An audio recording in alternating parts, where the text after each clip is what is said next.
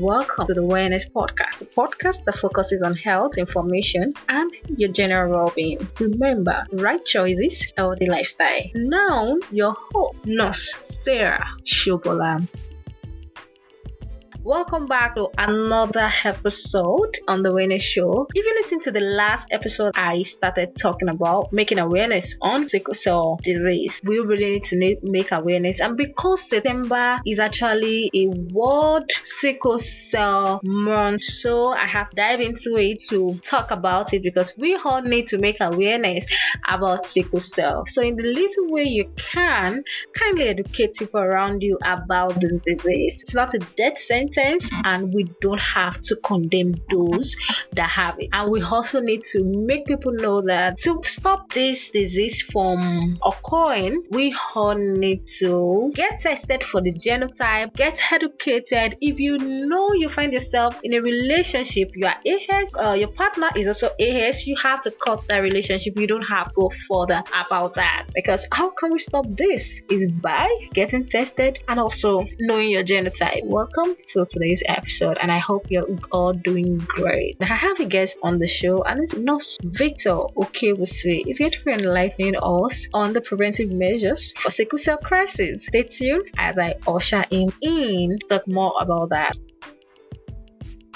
I will be talking about preventive measures on sickle cell crisis. Okay. And as you know that we are all aware of this sickle cell, is not something we should think very much about in the negative aspects. Yes, HBSS people, they are special people, and they should be attended to their friends, their colleagues. We should live with them happily and joyfully. So it's not something that we should see them and just ignore. They are loving people. Yeah. So we all know that. Briefly, let me just talk about the sickle cell before we are going to the preventive measures. The sickle cell itself is the genotype itself is always sickle. It's sickle. Their red blood cells are always sickle. Instead of being in a biconcave shape, like a donut, just like a donut. So instead, theirs are just sickle. So when they pass through the blood vessels, they might not be able to penetrate well because they are sickle. But when we take these preventive measures, we'll be able to pass through. I'm trying to break it down to a level so we'll be able to understand. And the sickle means something like S instead of something to be round. Understand? So with the preventive measures I'll be talking about, it will help them to live well. So there's no point that a sickle cell patient is dying when they are young, because there are some erroneous beliefs that the same when they give birth to them, they don't last. No. I'm presently nursing a patient that is 70 years old. 70 years old and 80 years old. Yes. That's wonderful. Yes. 70 years old. Yeah, 70 years old. And it's very fine. He's doing very well. Very well. He has a son also HBSS, about 30-something years old. He just finished serving and it's very fine. It's very fine. So the preventive measures I'll be talking about are as follows. Number one, they are to take enough water every day. Enough water, at least 4 liters of water every day, which is synonymous to 8 pure water, 8 sachets water. This sachet water they sell around 10 naira like that. At least 8. They can be, even if they are sipping it, but they should continue drinking it. Okay. And when we talk to them, they say that I can't be taking water like that. We can even add some things into their water, probably like glucose, this glucose D. Okay. We can add it to their water while they take it, because the blood itself is made up of over 70% of water. Yeah. So the blood itself needs water. So once the water is there, the blood will be able to flow very well and prevent them from dehydration. So at least they should take 8 sachets water every day, which is almost to 4 liters of water every day. They should start, I'm not saying they just start drinking just like that. They can be sipping. Probably when they wake up in the morning, 2 glass cups of water. They can have, I'm not an HBSS patient, but I do take water to work because I love drinking water. So I do tell them that we are together. So let's have a bottle in your bag. Actually, the ones going to school or going to work, have this water in your bag and keep taking. You can just excuse yourself from where, just take your water, just sip it. It's not something I can drink water anywhere. I can take permission, I can drink. I can come inside even when I'm working to take my water. You are allowed. The main thing is just that they have to stay hydrated always.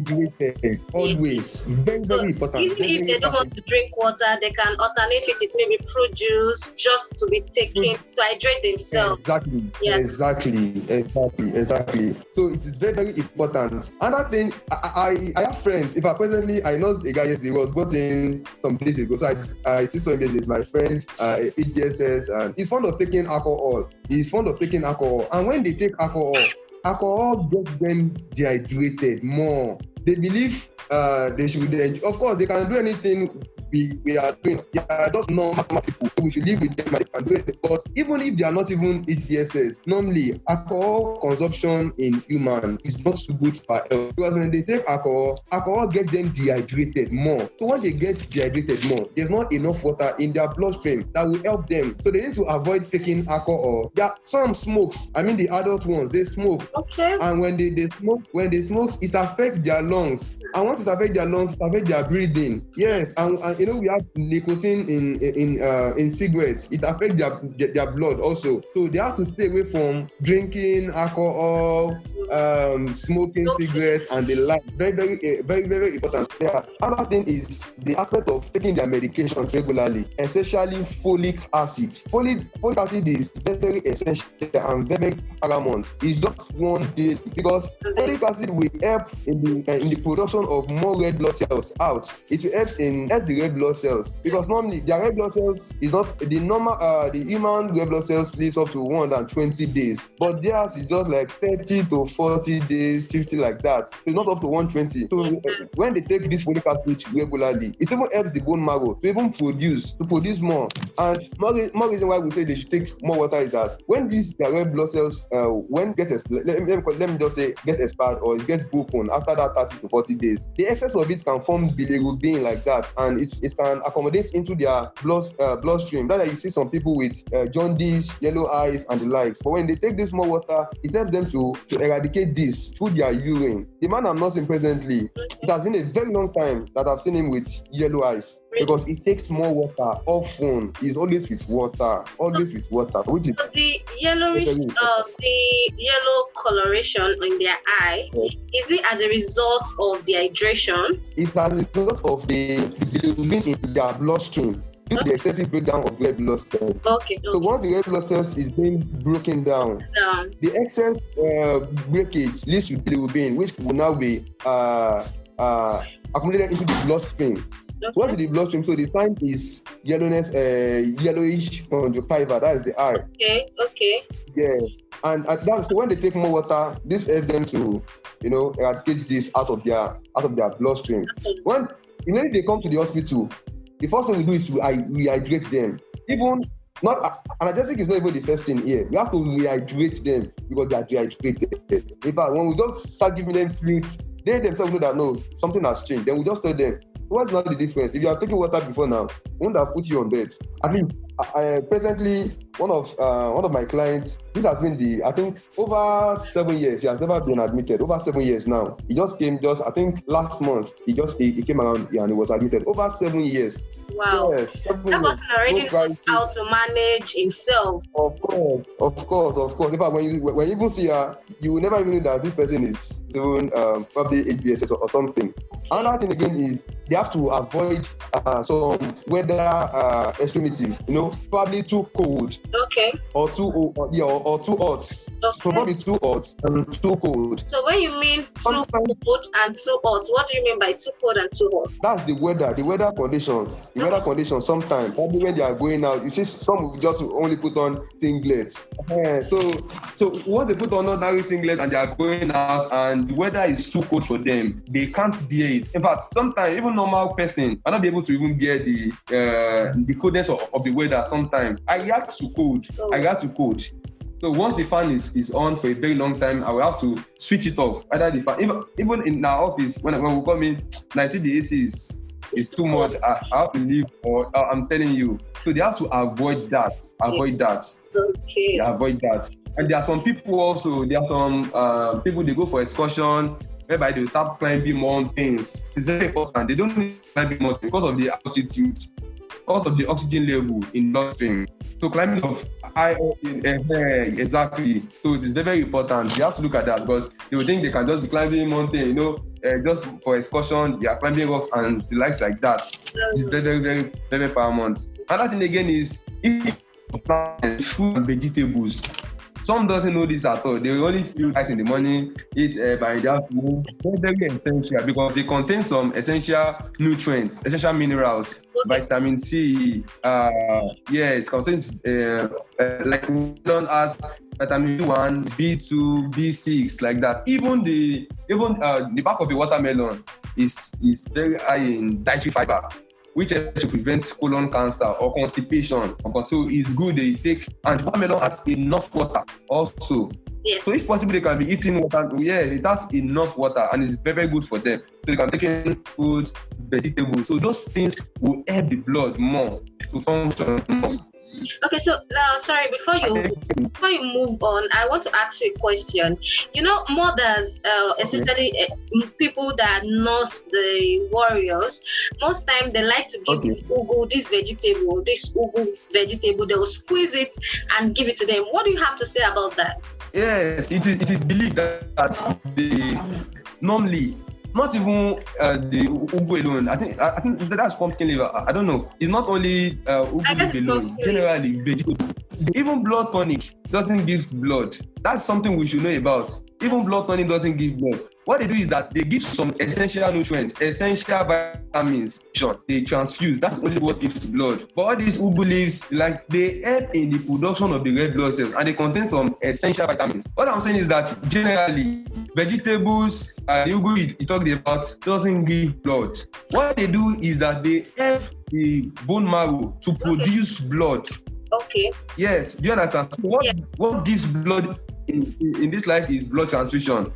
That is what gives blood transfusion. You are giving blood blood to another patient like that. That is only, but there's nothing that gives blood. Even blood tonic. Blood tonic contains folic acid, contains some vitamins that will help in the production of the red blood cells from the bone marrow. Okay, but do you know that ugu contain lots of iron, and we always try to reduce excess iron for the warriors, those that have HPSS. That's why I said not only ugu alone. Not only ugu alone.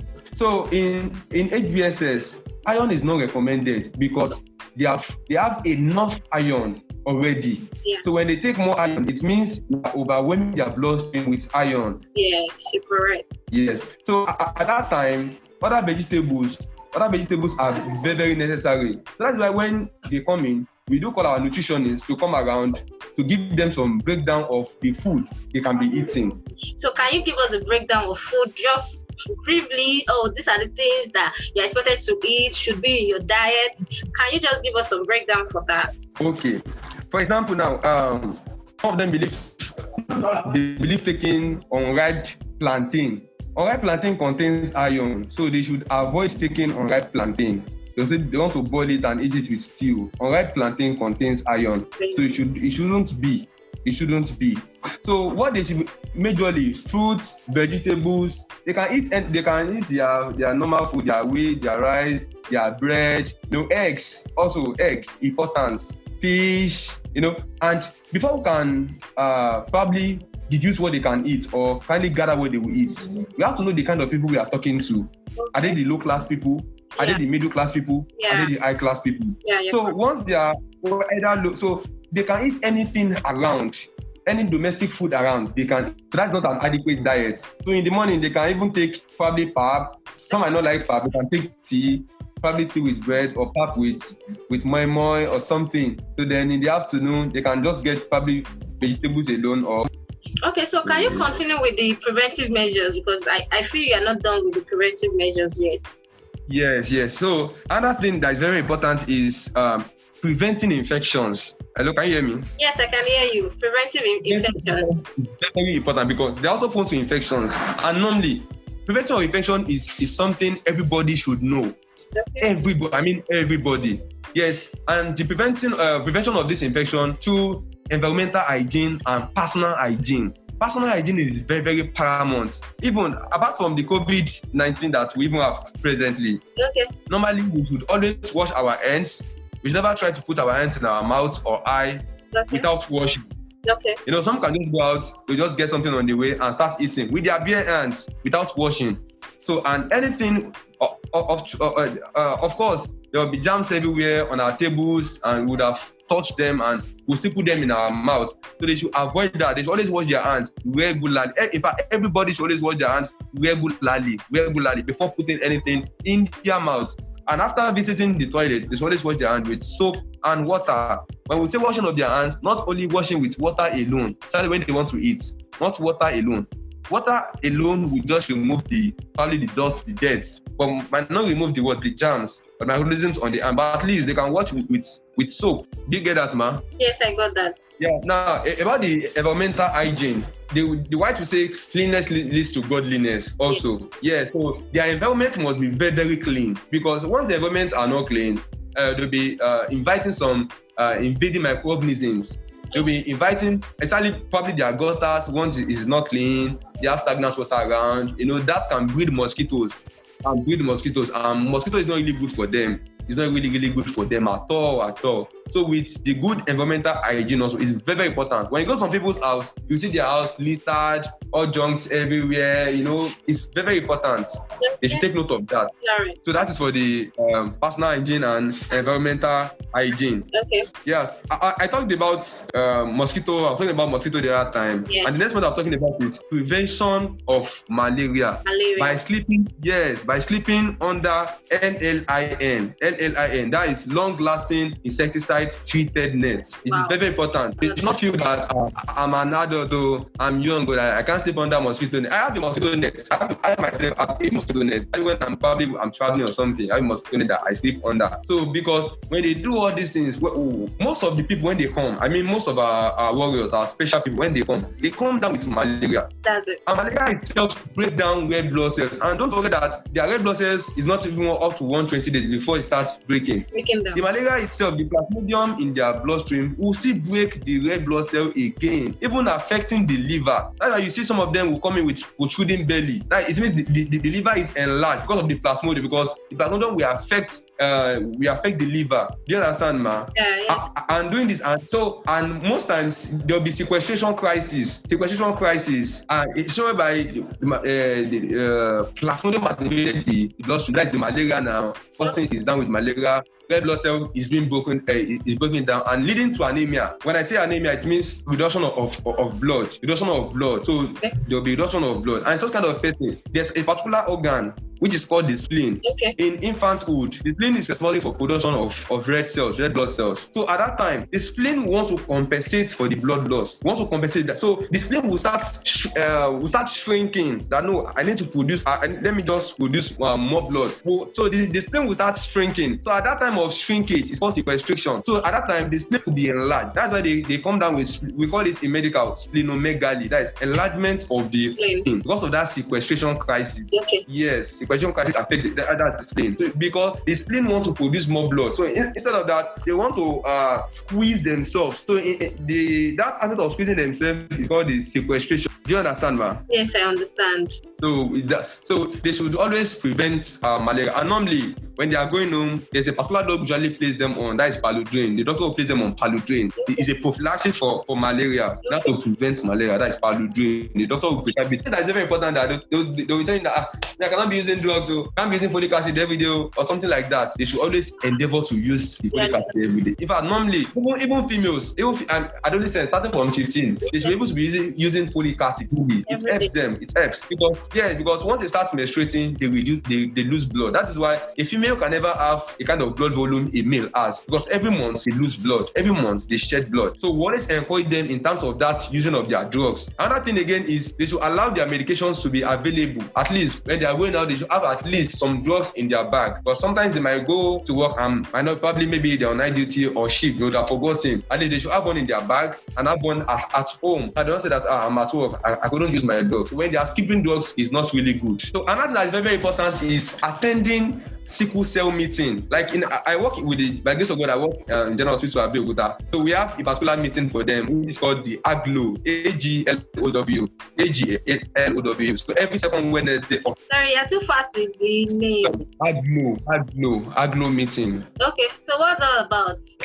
AGLOW is a kind of meeting whereby all warriors come around every second Wednesday of every month. Okay. Yes, they come around, they share their experiences with the doctors and the nurses, they share their experiences experiences, Okay. talked about what happened during the past 1 month. Okay. They will take all their blood samples, check their PCV, look at those ones that are telling others. So they briefly share their experiences, and the doctor and nurses talk to them concerning their health. Can you hear me? Yeah, I got that. So when they come like that, they do their full blood count, check their PCV, check their BBC, if there's any infection in their bloodstream. So those things are also preventive measures. So if there's any slight infection, any slight range of infection present, they will deal with it. Probably they will prescribe drugs for them. Yeah, go and use it. Instead of now coming down with it after probably 3 weeks again. So those are part of the prevention. And they should always attend to any discomfort, promptly attending to any discomfort before they get complicated. It's not say that it's just normal pain, it's just normal. No. They should not say that. That is what affects some people. But it's just a normal pain. My tummy is just, it will come down. No, they should not do that. They should just visit a nearby hospital so that they can give their complaint and they'll be taken care of. And they should always keep a merry heart. I mean, a merry heart, and they should be praying. When I say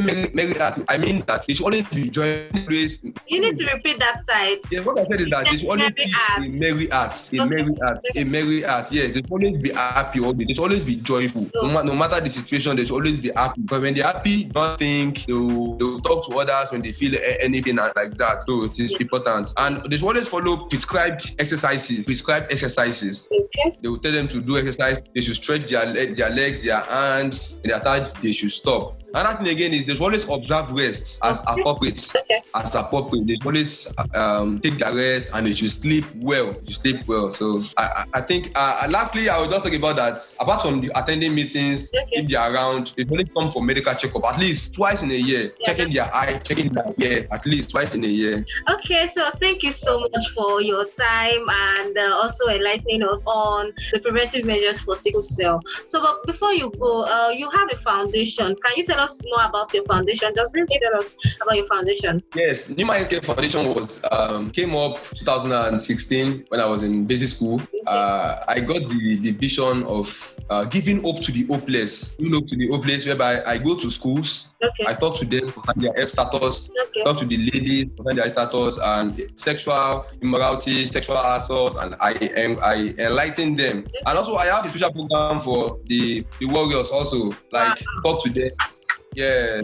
Thank you so much, Nurse Victor, for joining me. I am really grateful. I'm delighted too. Thank you so much. It's something I love doing. Wow. So thank you, God.